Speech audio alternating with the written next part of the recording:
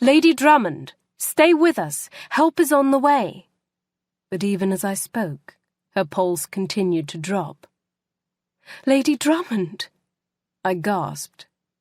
A raspy, anguished breath rattled from her throat as her body exhaled. I watched her chest rise once, twice more, and then it stopped. Her eyes, which had remained locked on mine, grew vacant. Lady Drummond was no longer with us. I exhaled shakily, an unconscious imitation of the baroness, and sank back on my calves.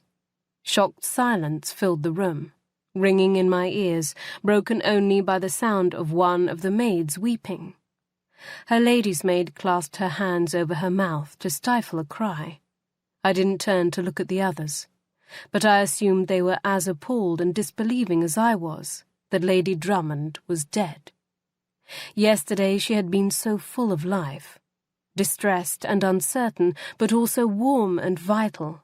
Now she lay before me growing cold, whatever troubles she'd struggled with still unburdened. The heavy hand of guilt pressed down on my heart. What if I'd asked? What if I'd tried to make her talk to me? Perhaps this wouldn't have happened.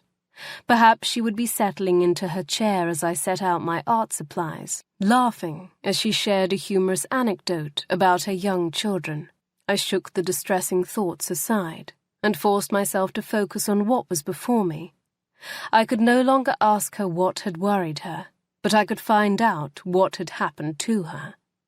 I reached out to run a hand over her eyelids to close them, and then glanced around at the servants gathered in the room.